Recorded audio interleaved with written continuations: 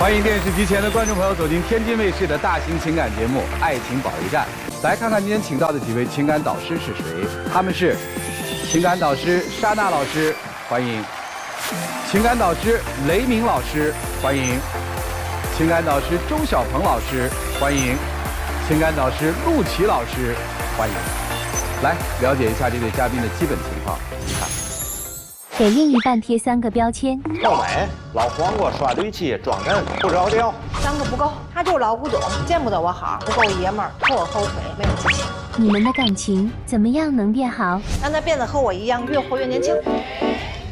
他别老在作妖就行。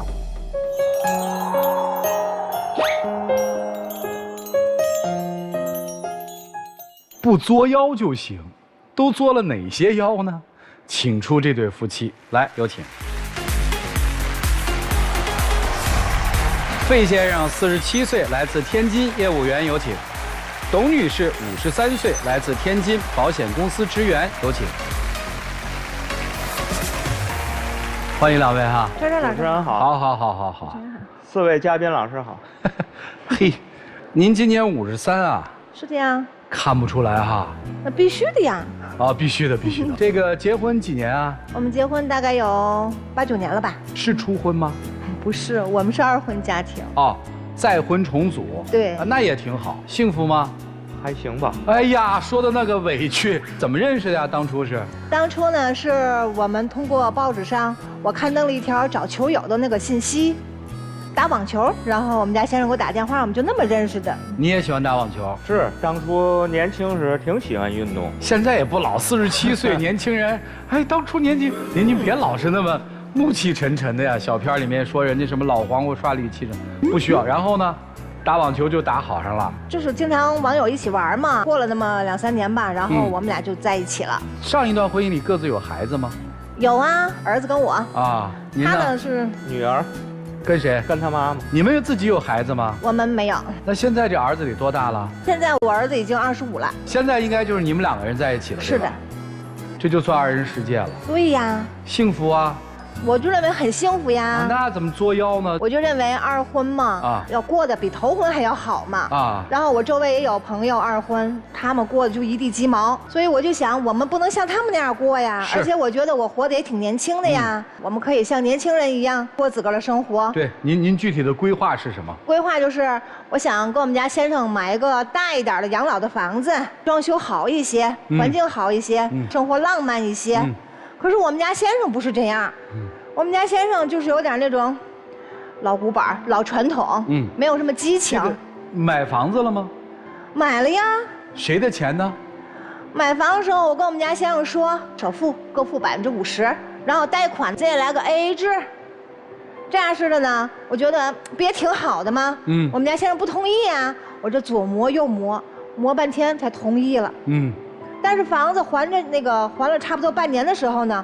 我们家先生又开始为这跟我吵架，吵啥呀？还完贷款啊，我这手里头啊就存不下多少钱了。我得为我们俩以后的生活着想啊，我得多存点钱啊，这样生活我们才有保障啊。你7老80了呀，咱俩才40、50岁，你说你考虑那么远干嘛？你人吃五谷杂粮，能有不得病的时候吗？我就恨不得呀多存些钱，我这心里头才踏实。理解，中国人嘛，咱传统的中国人，咱得存嘛。 那这事儿后来怎么解决呢？房贷不是还得还吗？就因为他不好好还房贷了，人家那都是英雄无悔，我们这可倒好，跟大狗熊似的，说反悔就反悔。我一赌气，离婚，不过了，离了呀。那你们现在还是夫妻吗？是啊，然后都离了吗？离完了以后，我们俩是离婚不离家。啥意思？就是去民政局办了个离婚证啊。 但是没分开，没分开。对，那房子不是各50%吗？房子确实也聚不开，是吧？对呀，就住在一起。住在一起啊。然后呢？然后我想明白了，你不老爱存钱吗？干脆你就存你的钱，贷款我来还，因为我挣的工资比他多呀。哦，等于说在一个屋檐下，您就开始还那个房子的贷款。对呀，我这个多想得开呀，不能为钱来牵绊自己。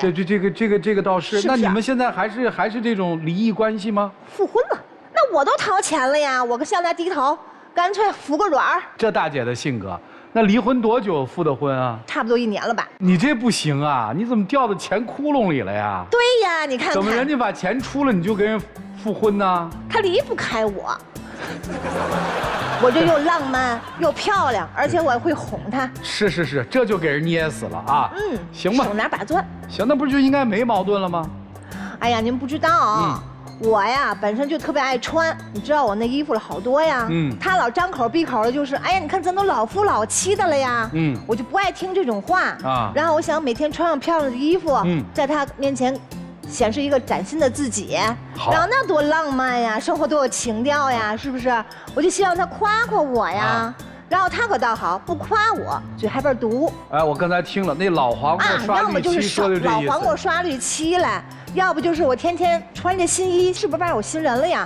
你说哪有这样说的？我这不是也是在调侃你吗？哎，我看大姐穿这个衣服没问题，挺得体的呀。您可不知道，主持人家里头那是多少衣服呀？我今天啊特意带来几张照片，这几张照片只是冰山一角。你别管，房子是我买的，你别管，房子里有我钱。他衣帽柜里他都不让我照这些照片。衣服真不少嘿，但是挺得体的，也没有您说那刷绿漆什么的，是吧？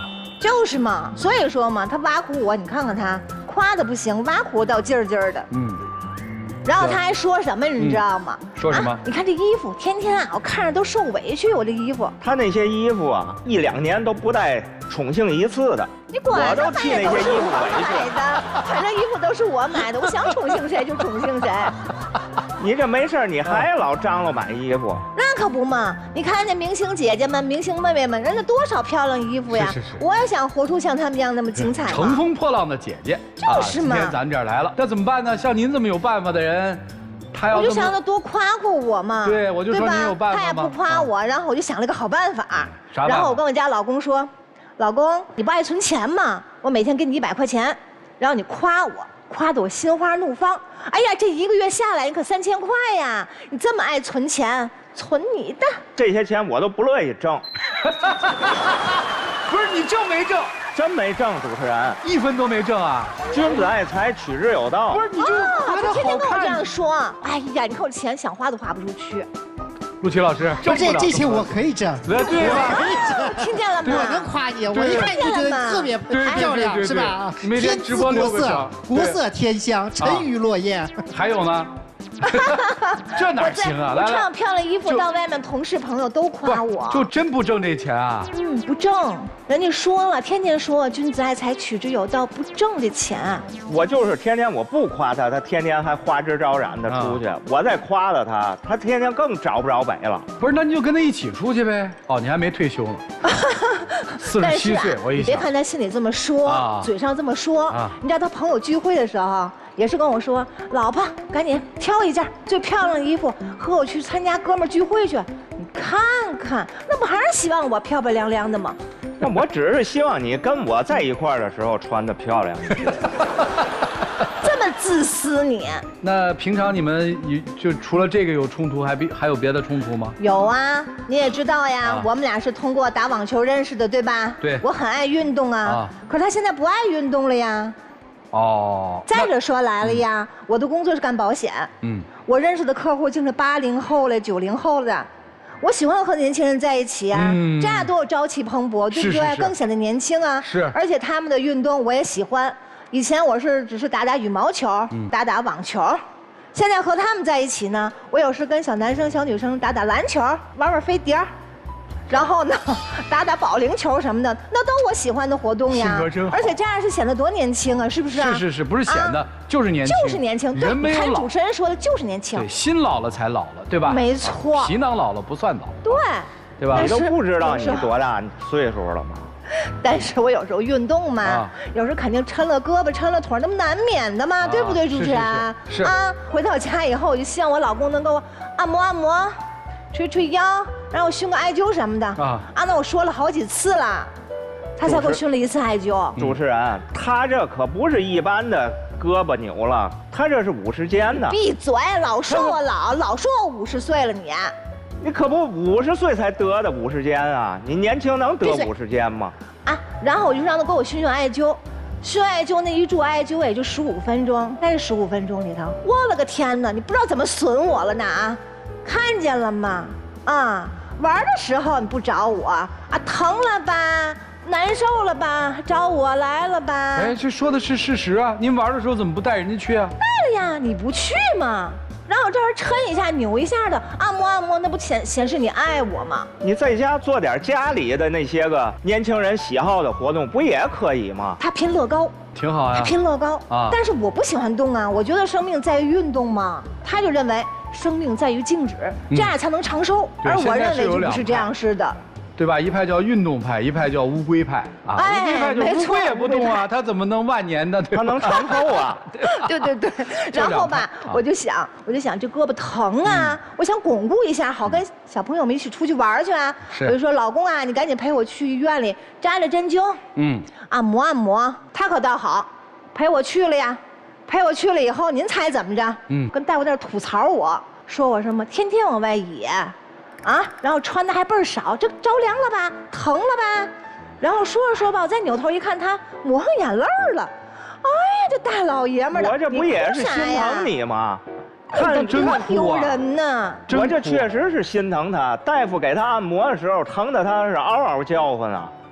我这不也是心疼他吗？你说疼在你身，痛在我心。是吧？是呢。哎呦，真是跟你自己说的呀。好嘛，我不也是希望我能跟大夫诉诉苦，让大夫多管管他吗？多替我说说他们。懂了。其实我听您说这些，好像都是幸福啊，没有听到什么过得不好啊。他不爱我。我本来想让他宠我的，他不仅不宠我。也不爱我，我认为他不是。您是怎么察觉到他现在不爱您的呢？我就认为啊，这生活不就应该有浪漫，然后有惊喜啊。平常时候他不会夸我，假如我夸夸他吧啊，我夸了他以后，我可以要一些我想要的小礼物啊什么的。是。然后有一次吧，去超市，我最爱吃榴莲了。然后我一想，老公给我买，那显得多恩爱呀。然后我就跟他说，老公，你最宠我了，然后你也最疼我了，那我要嘛，你不得给我买什么吗？然后他倍儿高兴，问我想买啥呀？我说想买榴莲，买，一下子就给我买了200多块钱呢。哎呀，我可高兴了。回到家里头，晚上一边看电视，一边吃榴莲。我跟他聊会儿天吧，再扭头一看他在聊天，不理我了。他不就又琢磨我钱吗？主持人，他就爱说这句话，我爱琢磨他钱。你说这个几块榴莲就200多块钱，当时我并不是说特别乐意给他买这个榴莲。不是你存那么多钱干嘛呀？过日子想吃个榴莲，又不是天天吃。就是嘛。不是这个榴莲有什么好吃呢？臭气烘钱的。我爱吃啊，那个榴莲是女人的美容院，吃完以后皮肤棒棒的。他在那儿当着老多人，在那儿跟我不是撒娇就是卖萌，我这脸我都挂不住了。我一看，我赶紧给他买吧，赶紧走吧。所以您是买完之后回到家里头就开始。是啊，那您还不如不买。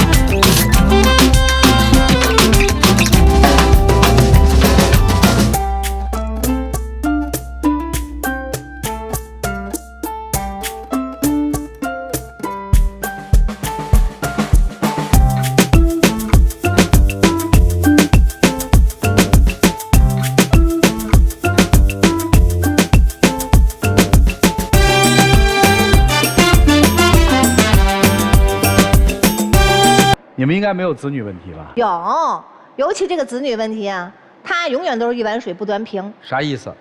我儿子都大了呀。有一天回来了，儿子剃了一个新发型，两边倍儿短，然后啪前倍儿长，往后一背，是那种吧？是啊，小年轻的好帅的，好年轻的对小年轻可爱呀，剃对不对？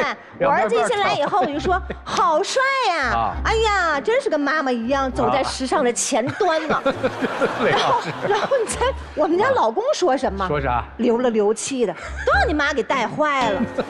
本来就是嘛。多双标，你这多双标。啊你这个儿子呀，在平常生活中，我觉得主持人就得严厉点儿，因为他以后啊得成家立业，得有担当。我觉得我对他这样严厉是对他好。25岁了，就是能少说少说吧。听见了吗25岁了，人家独立性格都完成了，您说他干嘛呢？这不是挺好吗？啊，说你儿子说明关心啊，人家没把他当外人，对不对？是。哦，那闺女呢？闺女上小学。本来我就显得年轻，而且呢，我也愿意跟小朋友就当个好朋友那样似的。啊，闺女要什么买什么，想去哪玩带哪玩去。我觉得比我亲儿子还耐呢。但是这个闺女呢，在她眼里就是嘛呢，只能疼，只能耐，不能说。然后那天吧，闺女来了，举个矮派过来了。你说她上小学，都已经很胖了，而且还戴着眼镜儿。我就说闺女，咱少玩会儿吧，妈妈带你下去，咱跳跳绳。踢踢毽去，对不对？咱别老窝在那，后来胖了都不好看了，以后漂亮衣服都穿不了了。哎呀，你猜我们家闺女来句嘛？想说你儿子，别说我，我想怎么着就怎么着。这口气窝在我心里呀。他也是。你听他说啥？没把我气懵了呀。他说啥？他说了，后妈呀，只能疼只能带，不能管。主持人。您可不知道啊，他一生气起来，他说话那种语气、那种气势，孩子我根本就接受不了。我那是跟你说，跟宝贝的说时候，我可温柔了。我们俩是好朋友。我就怕孩子接受不了你这种态度，所以我才说我来教育他，我来说他。说了根本就不管用，该怎么耍怎么耍，该怎么闹怎么闹。你说这个亲爹哪有你这样的？闺女不跟你们住一起吧？平常6日偶尔会过。哦，就是接过来，6日就住过来，周末住。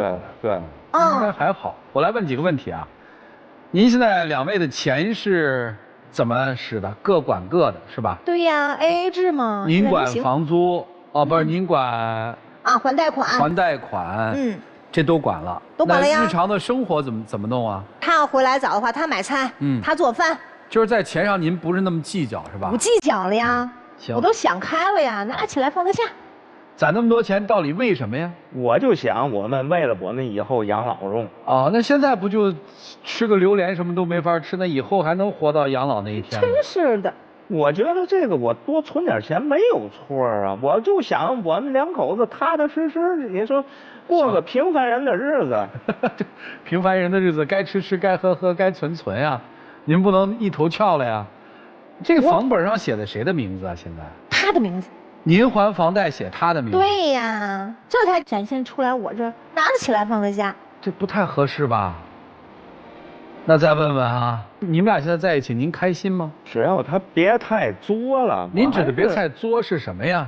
您要说这个1年吃1回榴莲就叫作，那我们不认的。我指的就是说，天天一身衣服啊。不是他有那么多，干嘛不让他穿呢？不穿您又说你1年都不宠幸1次，对吧？穿了又说你天天穿，那我应该怎么办？我的意思就是让他少买点衣服，少折腾。那他要有一天折腾不动了，您是愿意让他多买多折腾呢，还是折腾不动啊？我还是希望他该折腾折腾嘛。所以挺有意思的啊。你要把这件事往前一想说，如果有一天你爱的人坐在轮椅上了，你是拿轮椅推着他让你幸福呢，还是让他那么折腾你幸福？你选一个。那我倒希望他折腾，希望他折腾。对。可是为什么出现这么多别别扭扭的呢？大姐的问题在哪儿？您可不是没问题，你还问题还真不小。怎么会呢？不信你一会儿听听专家老师们怎么说。让我们一起进入丘比特问卷。我就问您一句啊，先生，就是当初买这个房子是你们共同商量决定的吗？还是他一意孤行？商量。那你凭什么不还贷款？其实我为了就是多存点钱，也没有。你存钱给谁存？给我们俩以后啊。不是给姑娘存嫁妆吗？姑娘她跟她妈妈呀。跟她妈妈你不需要给抚养费吗？我们抚养费并不多呀。抚养费并不多，你不为你姑娘未来考虑吗？我觉得有些话大家直说。请问你存下来的钱给她花了吗？也给我太太花呀。花了多少？买个榴莲200块钱都要叨了半天。请问你给她买过衣服吗？就是您扪心自问，您存的那些钱到底干嘛？就我觉得这事儿特逗。就房子大家商量着一起买，然后呢首付呢1人1半，到还贷款的时候，哎，我不还了。这任何一对夫妻之间都干不出来这事儿啊。为什么他一个人要去承担还贷款的这个压力呢？你美其名曰说我想多存点钱，请问什么叫我想？不应该是我们应该多存点钱吗？如果你存那个钱真的是为你们而存的话，你们是不是不应该是 AA 制的生活状态？如果那个钱你真的是为他和为你们将来打算的话，请问你们现在为什么要 AA 制呢？所以您存的那个钱是给您自己存的，这里面并没有他的事儿。不要打着这样美其名曰的旗号干着这样自私的事儿，我觉得这个真的挺说不通的。这点真有点冤枉我了。冤不冤枉您，您自己心里清楚。你的心怀鬼胎是在哪儿啊？你享受自己的生活和人生，你非常清楚这个男人他不是能跟你过到一起去的人。我觉得他应该，你想要影响他，想要感化他，咱都经历过一段婚姻了，你怎么可能不知道一个男人你想要改变他是改变不了的，而且他都这个年纪了，你怎么改变他呀？所以我这不就他这个抠样，1分钱不在你身上花，你图啥呢？在家里头洗衣服做饭都是他的事儿。所以呀，您的心怀鬼胎是什么呢？就是找一个人伺候您、照顾您就完了。反正钱我乐意花，我就当拿这个还贷款的钱雇一保姆，然后我自己享受我自己的人生。就我觉得大家不如打开天窗说亮话。否则的话，这样下去，如果你们演的不累的话，我们倒是也无所谓。但是我就怕有一天真的演不下去了。就这样。重组家庭能在一块儿过8年，应该心里都明白。该明白的明白，不该明白的早明白了。中间离过婚又复婚了，那就是明白上加明白。作为男人啊，什么叫福气啊？有一女人。这个女人啊，不管她的魅力在别人那儿管不管用，她这魅力在咱身上管用。在那超市里，她想吃榴莲，几句好话扔过来，瞬间就飘了。明明特别在乎钱，这榴莲也得给人买，当时没明白，飘了呀。哎，你知道一男人有一女人费心把咱忽悠飘了是多大一幸福吗？然后当时这榴莲买了。回家吃榴莲的时候，一拍大腿又明白过来了，嘿，我今儿又被你把这200块钱忽悠走了。这个拍大腿的时候心里可能不舒服，但是掏钱买榴莲的时候，那个瞬间，你要说心里一点不舒服，他怎么不忽悠别人去？哎，你认不认可？其实你妻子蛮有魅力的，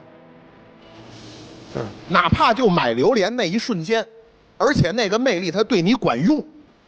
而且2个人离了婚还能复婚，但是有一点我特别不认可您，女儿说：“你别管我，你要管你管自己儿子去。”这个女儿内心深处明显跟这个继母她是有见外的，我不知道这是不是您前妻跟女儿互动的一个结果，但是您应该表表态，您并没有支持您现在的妻子跟您女儿之间的互动。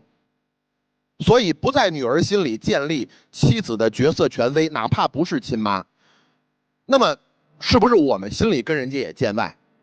越听到最后，2个人财产分得越清楚，那这是光在亲子感情上见外呢，还是在感情和钱上其实都见外？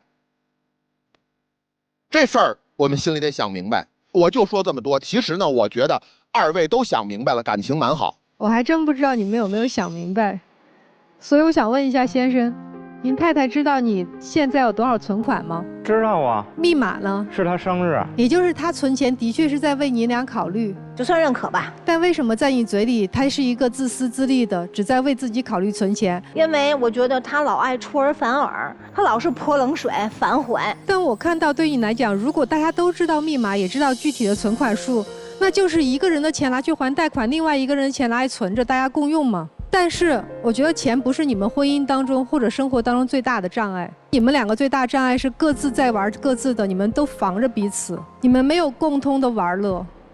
我只看到的是婚姻现状是未来3年你们是否还能愉快的在一起。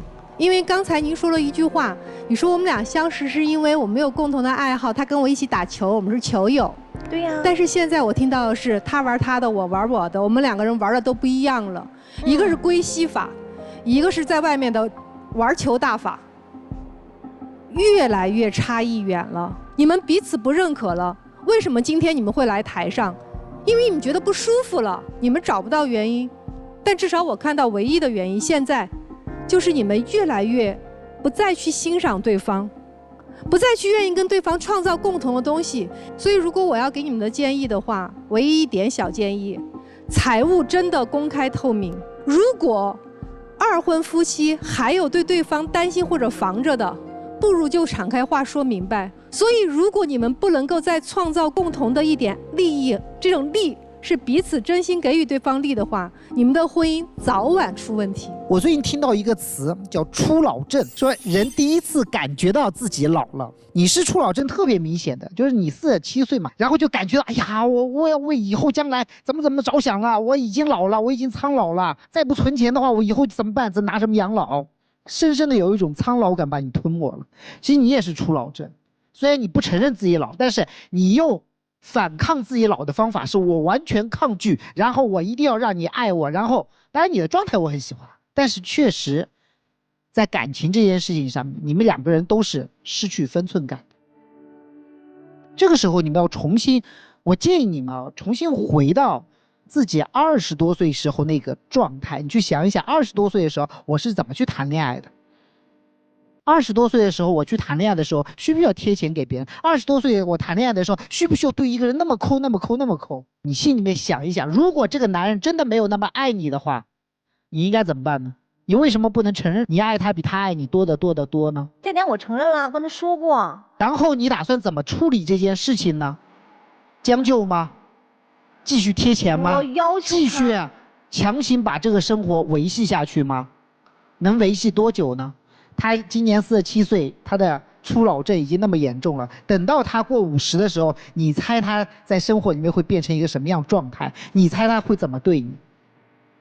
所以我觉得，那我就把钱拿过来放在我这存。所以我觉得每一个人都得接受自己的每一个年龄状态，以及每一个年龄状态之下的情感需求。如果你真的不需要情感需求，你大大方方跟他说嘛，我不需要，我现在就要钱，我不需要结婚，我不需要老婆，我不需要有一个人那么爱我，你可以跟他说嘛。但如果你需要，那么对不起，我觉得你们2个人或者取之无度，或者过于吝啬，在感情这件事情上，就这样。爱要不来，爱也买不来，买来的只是一种应付和你的感受，那不是真爱。其实您比我们都了解他到底要什么呀？对吧？我们算是听了你们这么短暂的讲述之后的一个感受，对吧？家里还有挺重要的人，也算一成年人，听听他儿子怎么说吧。来，我觉得我妈是个宝藏媳妇儿，费叔就应该珍惜，别整天跟她较劲。她再怎么咋咋呼呼的，她最多也就是外表火热，内心非常稳。我希望费叔慢慢能活明白，打不过我妈就加入她呗，跟她一块疯，一块捯饬，那这不活得也挺带劲的吗？我对我妈就一句话啊，看在费叔老给你做好吃的份上，就别跟他一般见识了。那是个聪明人。这是我儿子呀，我养了20多年了。说不是让你们听听这个一个聪明人吗？其实不管是初婚还是再婚，重组还是原配，是吧？一段亲密关系当中失去了真诚，什么都没有了。你们现在就是没有真诚。你儿子说出了一个真诚啊。对啊，我心不是挺稳的吗？你儿子才说出你的需求。我心在这个家里了呀。不是，你儿子说出了你的需求啊，你听明白了吗？听明白了吗？你得服从于他，这是他的核心需求。你那核心需求老师们都看得很清楚嘛。为什么要这样啊？除了爱之外还有什么呀？还有一个比你年轻的，你认为在年龄上比你年轻，你希望他在身体和整个状态上也要比你年轻的一个男人来照顾你吗？都这么点需求，你都把它说清楚不就完了吗？你有什么需求你就说嘛，回家自己说去，对吧？都说清楚了，好好过日子，能过得挺好的，珍惜眼前吧，一起进入真情60秒。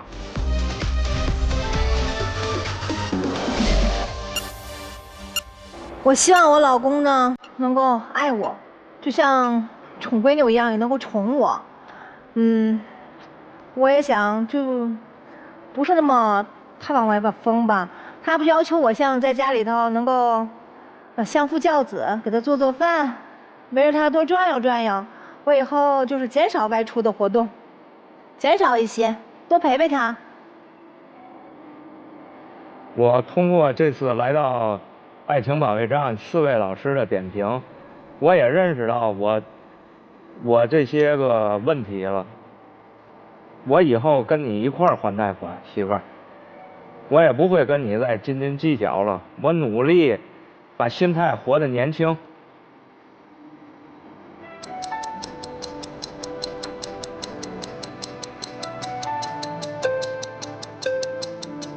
希望你说到做到。谢谢两位啊，祝你们幸福，请回，请回，请回。电视机前的观众朋友，欢迎登录优酷视频收看节目的完整内容。来吧，双出都会出来。咱们看看他们以何种方式再相见，请开门。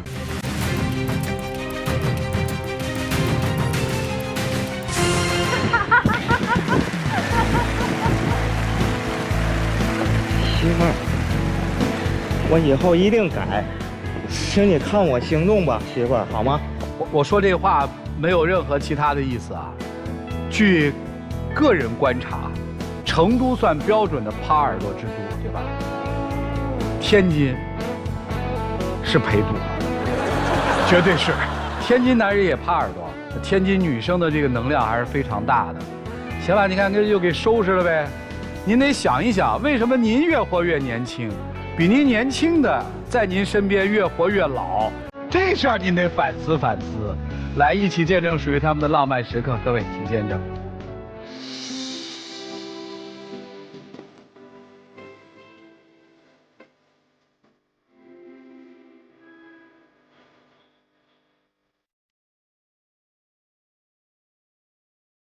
起亮灯。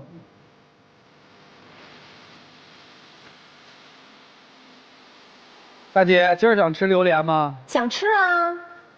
回去我就给买。我买400块钱的。啊，走吧，走吧，走吧。来，祝你们吃榴莲愉快。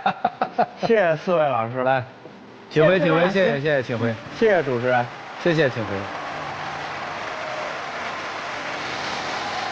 回去就给买，你看。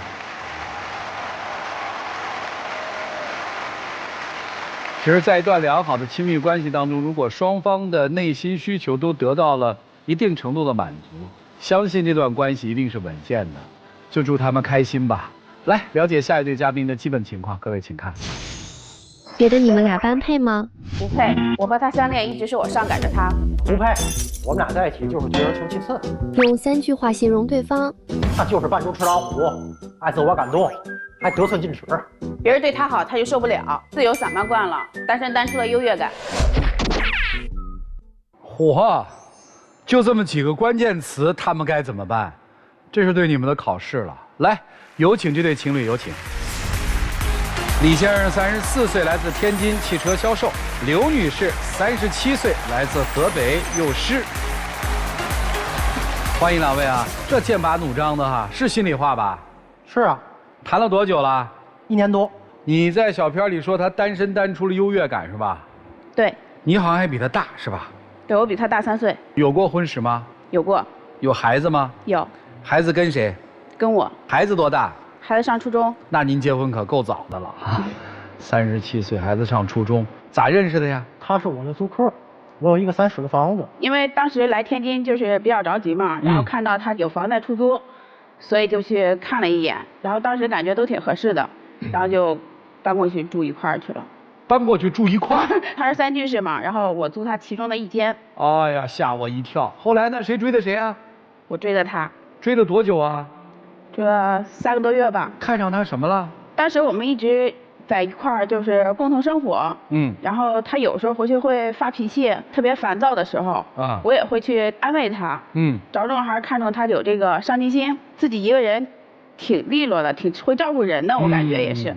但是当时我感觉他对我也是有好感的，所以我才会去追他。是，确实是双方都有好感，我才接受的。本来我是一个特别不好接受的人。不好接触还是不好接受？不好接触。为啥呢？因为我是一个单亲家庭。我是在我父亲这边，但是我从小和我父亲关系不太好。是和这个爷爷奶奶长起来。我就一直想独立出来。因为我本身我父亲对我关爱很少，我跟他就不想以后再有什么联系啊。跟他交往以后呢，我就想带着他去见我父亲，就想彻底独立嘛。结果见我父亲说到迁户口，把户口本拿出来的时候，我父亲就毛了，就直接说你30多年没结婚没找对象，这突然带我见面就见一个比你大3岁的，而且还离婚还带孩子的。你这是太不可信了。不是说就是为了这个户口本而来。我问你为什么难接触？你讲这一段目的是什么呀？想描述？就是你们的冲突是从这儿开始的，是吗？对，一件事开始的。我本身单亲家庭嘛，就是带着他去到父亲那儿要户口本，是要结婚还是迁户口啊？我就单纯想迁户口。然后他父亲这话刺激到你了？不是。当时他和他父亲吵起来了然后就直接甩着门拉着我走了就是我本身我知道我自己的条件差一些。不差呀，差啥呀？我离异带一孩子。这没什么呀。当时他跟我说的时候，就是感觉就是什么，就是他确实就是想真心的介绍给他父亲来认识我。对啊。但是后边是什么？是他就是为了拿我当挡箭牌，去迁这户口。所以我当时感觉他跟我在一块儿，压根就不是爱我的。那人家要想干这事儿，随便找一朋友去也能行啊，对不对？但是他给我的那种感觉，他就是这种目的。我觉得你多心了。我就可气在，他和我父亲想的一样，他也把我看扁了。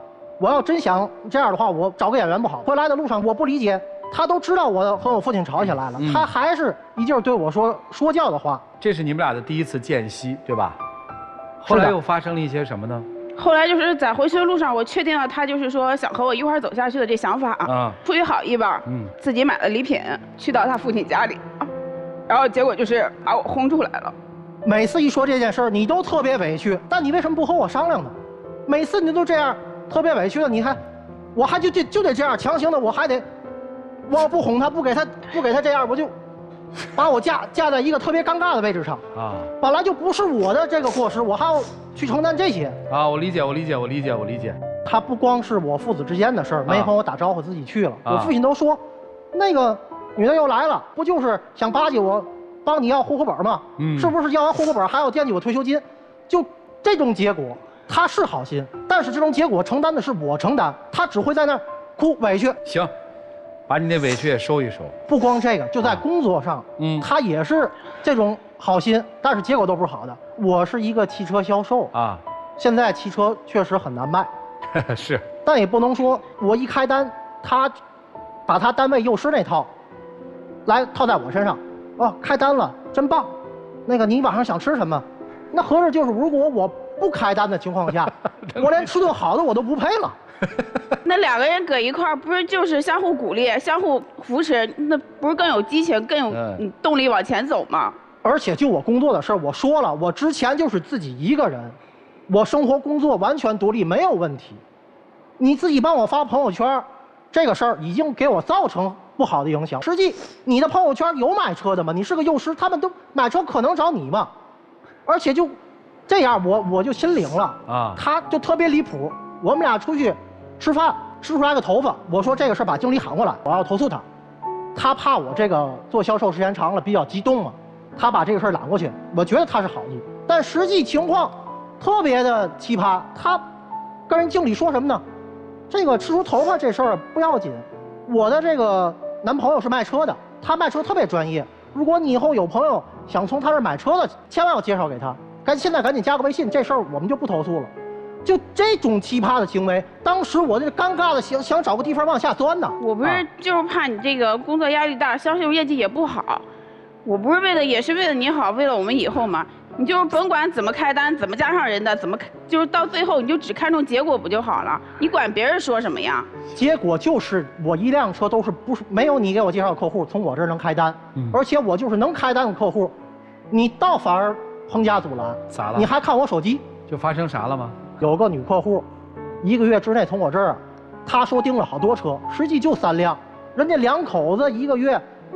都要换车嘛，从我这儿走的置换，也是月底最后人家父母想换车，加起来一共那么3辆。你说你最近业绩都这么不好，一个女的为什么一直找你买车呀？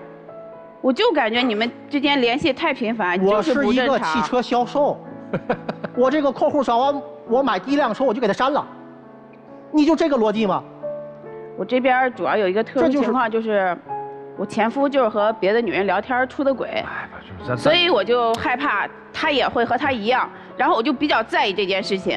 发现这件事情以后呢，然后我就想着让他给我一个承诺，最好呢是可以落实到字面上的一个保证书。保证啥呀？就是保证适当处理和女客户的关系。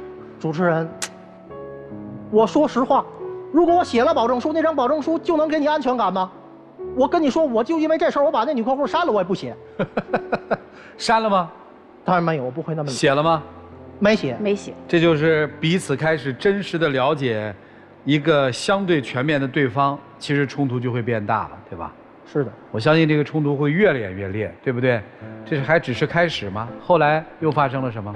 后续他安全感方面都通过我穿着来向他保证，比如说特别幼稚的事儿，他找个红绳红项链，让我戴着。我就想让你戴上那红绳，让你的朋友更加认可我，你为什么就不呢？为什么搞对象这个事儿已经官宣了，我还非得戴个那个呢？而且我平常打个发蜡，喷个男士香水，哦，戴个手表，这都不行。你就说我这个都是别有用心。主持人，你知道吗？他每天在家一天说24小时，12个小时基本上就对着那镜子。又打发蜡，又看这个西装里边配什么衬衣啦，然后再换一个这个眼镜的颜色吧。你说你每天跟打扮跟花孔雀似的，你出去就是招蜂引蝶，你就是让别的女人看到。我就不希望你这样。你光说我，你穿什么衣服我从来没管过。那我穿一件衣服，女为悦己者容，我就让你夸我2句，怎么着就不行？在私下夸不行，非得到外面夸吗？哎呀，所以对你来说管束太多了，对吧？是啊，特别累。就是他就是想改变我，而且如果要改变的话，我自己为什么要按照他的框架来呢？是我本身就特别难被接受的一个人，特别融入。他是主动追的我，虽然说我单亲家庭，但是我毕竟34岁未婚，对吧？我有房有车，工作是这个不太稳定，但是我一直还是有工作的。他不能以他的思想强加给我，我感觉更应该是我做一个主导，而不是每次他都楚楚可怜。哎呀，你这个优越感也来得莫名其妙，你知道吗？孩子现在也住在你租的这个房子，还是在老家？我父母在带。哦，父母在带，那他见过孩子吗？没有。这不是迟早都会见吗？但是我不希望孩子过多的去掺和到我和他之间的事情。但是肯定会有一些牵连啊，会影响你们的感情吗？有，他和他前夫现在都没有断联系。我和我前夫现在联系，不是因为我们有孩子吗？他美其名曰是有孩子，但据我所知，他前夫根本就不管他孩子，总是找他借钱，他还借给他。你觉得他跟他前夫边界不清？是的，介意是吧？很介意。我和我前夫这一块主要就是因为有一个孩子，再加上我们在一块时间挺长的，我们没有爱情，还有亲情在。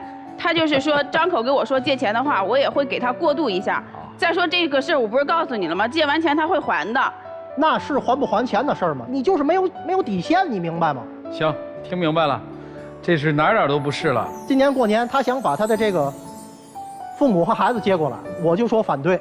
然后我就觉得，就是我父母过来，然后孩子也过来的话，孩子也挺乖的。你也可以试着去和我父母接触一下，和孩子接触一下，感受一下这种家庭温暖，还有这种家庭的氛围。我没有其他的意思。我和我父亲关系都不好，你为什么感觉我能和你的父母搞好关系？我问你一个问题啊，如果你们是一种长期稳定的情感关系，即使没有婚姻的话，是不是也有必要见见双方的亲人啊？那我自己没有准备好嘛？他愿意融入我的世界，那肯定是按照我的这个方向。他为什么要一通于你的世界呢？他为什么要按照你的方向来呢？不是你们俩商量着来吗？我感觉我条件比他好一点嘛。你看，我说你就是拿优越感压他嘛，你条件没他好啊。我毕竟没结过婚嘛。你今年多大了？34。34岁还无后，你说这个男人怎么活的？37岁儿子上初中了，再过几年儿子就能出来帮妈挣钱了。你有人条件好？你哪个条件比人好？你还有什么条件？说出来。我有房有车的。有房有车怎么了？人家有一颗自由的心，你有吗？人家有儿子，你有吗？没有。就完了吗？有啥好比的？再比啊！人家跟父母关系好，你行吗？有房有车，谈恋爱不讲这些，这个岁数谈恋爱就是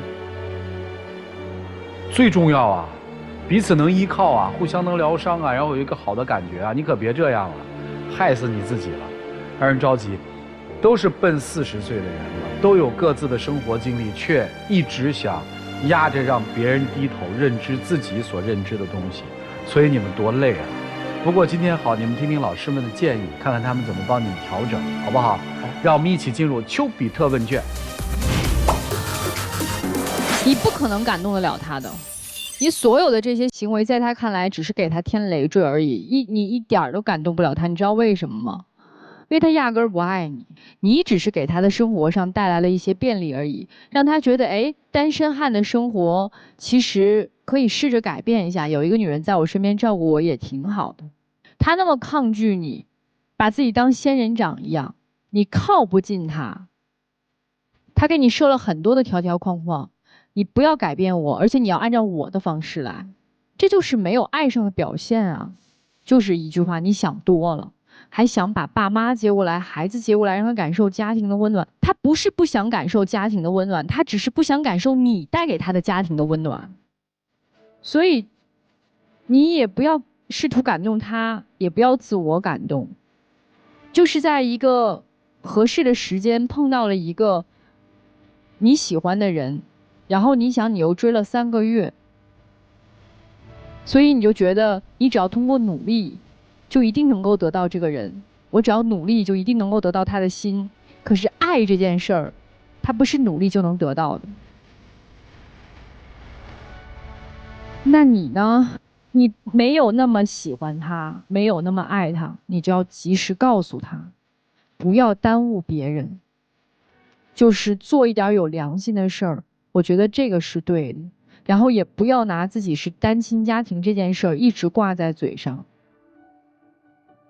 因为你越给自己这样的心理暗示，你越得不到幸福的生活。就这样。你们俩还给房租收房租吗？当然不。你们两个恋爱1年多了吧？对。是。你们大概从几个月以前开始，他不给房租，你也不收房租了？就是他正式答应我以后。然后几个月以前呢？就是4个月吧。是你们俩谁先提出的？可能算心照不宣吧。心照不宣。就是不说清楚，不明不白，倒是恋爱关系，还是个免租房客啊。所以这件事儿到底是怎么开始的？所以这事儿开始的就没那么单纯，您知道吗？我问你一下，兄弟，他的父母春节不许来，他们家孩子春节不许来，然后你坚决杜绝跟他们家这些人接触，对吧？哎。哪怕不是女朋友，哪怕哥们儿弟兄，家里面父亲或者母亲需要搬个煤气罐，让你帮个忙，你能帮忙吗？可以帮忙啊！你看你还不如他哥们儿弟兄，不是说他对于哥们儿弟兄的爸爸妈妈就格外的崇敬，他是对你，我的个天哪，你可不跟我哥们儿他那么的纯粹。那边我搬个煤气罐就搬了，我这边要给你爸爸妈妈搬个煤气罐，弄不好我就成女婿了。所以他对你是已经到达了风声鹤唳、草木皆兵的阶段。那这个时候我们还要步步进逼吗？你看你步步进逼到他已经看见你就已经敏感了。天哪，他爸爸妈妈要来春节，我可不行。而且你步步进逼到他的爸爸，你是不是惦记我退休金呢？咱能不主动了吗？咱要实在说，现在给他房租，他也不好意思收了。他要现在给你房租，你还好意思收吗？那咱能不能出去找一正经房东？特别单纯的关系，我给你房租，你当房东收，对吧？然后调回头来，你再看这边的恋爱还成立不成立，行吗？凭什么他回家摔东西你就去扫？有些优越感是有些自卑感成就的呀。所以先从调整关系开始，另找一房东啊！我就说这些。谢谢。你哪来优越感啊？多可怜啊！有房子，但是你的房子一点温度都没有啊，就是水泥砌的一个盒子而已，最多有一张床。你有车，机械的，不加油它不跑，出了问题你还得去修，不就一机械吗？也是冰冷的嘛。夏天热的时候里边热的要死，冬天冷的时候里边冷的要死，除非你把空调打开。车有啥呀？也是冰冷的呀。再说34岁没结婚，没结婚说明啥？没人爱嘛。同样的，你也没有发自内心爱过别人，你都不知道爱是什么滋味，有啥优越感呢？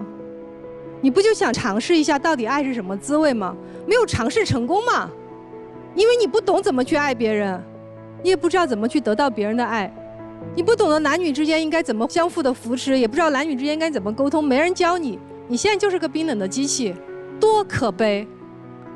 所以好好想想，你真的要不要爱？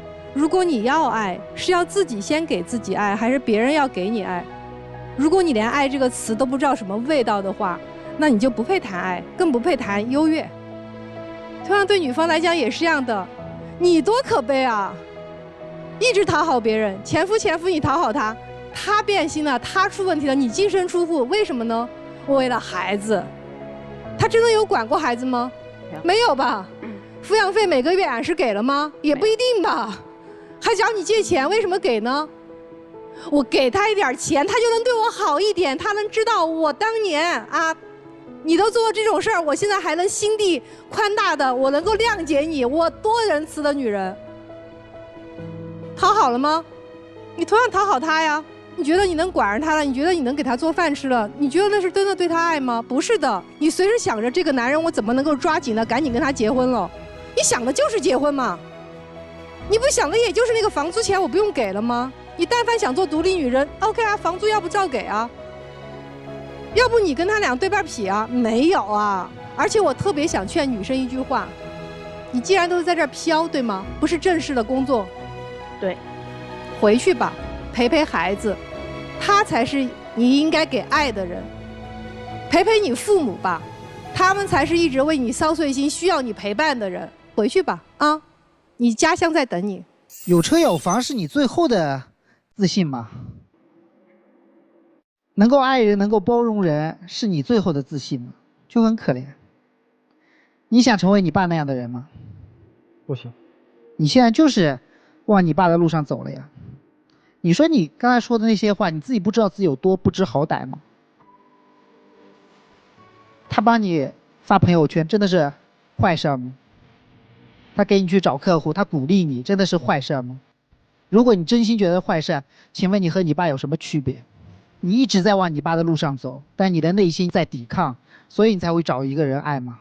你不是抗拒爱的啊，你内心抗拒的是成为你爸那样的人啊。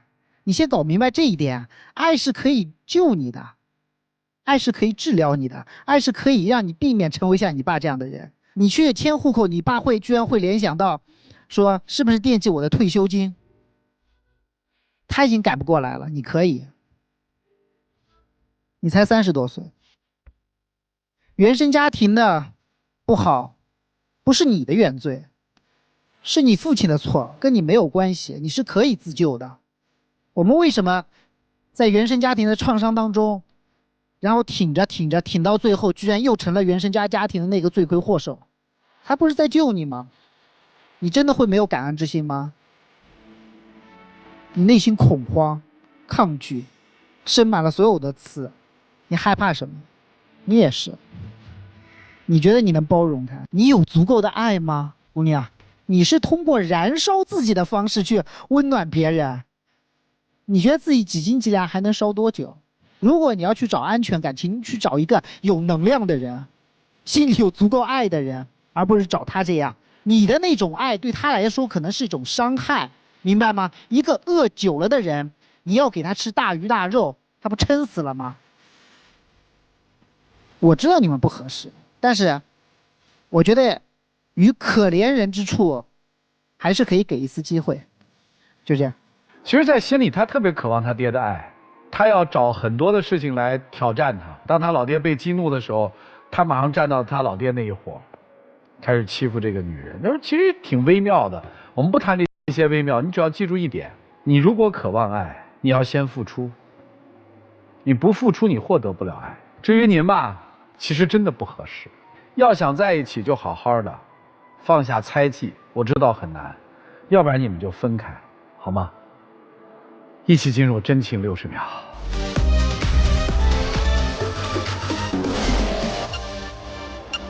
我没有想过，我这处处好心为你，去帮你，去为你，反而让你增添了一些压力。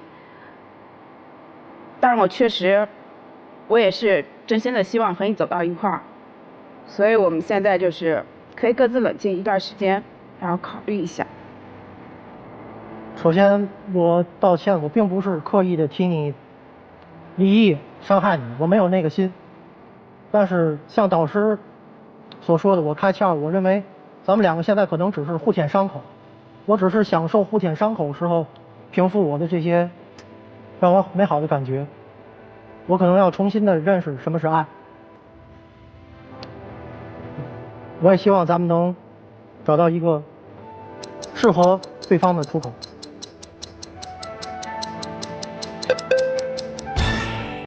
想得到爱，先付出一些，才会有所得，好吗？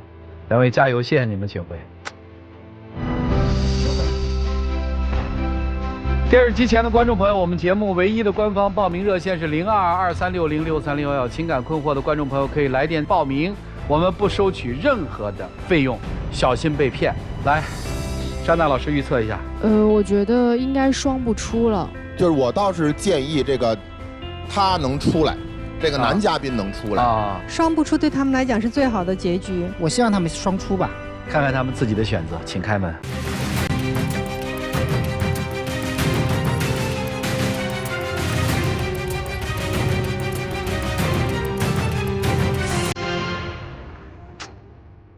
释然吗？说实话，我挺开心的啊，因为我觉得他们渴望爱，把他们变成了爱的恶魔。彼此伸着魔爪去不停地抓取对方身上能量，所以爱会吸取他们所有的好。但是当他们学会去好好爱自己，爱自己身边家人的时候，他们才有这个能量，真的让自己重生，才去重新能够找到爱的人。被人拒于千里之外的人，现在拒别人于千里之外，干嘛不尝试主动点，换一种模式呢？而且我不觉得他不会爱别人，只是他不爱这个女人。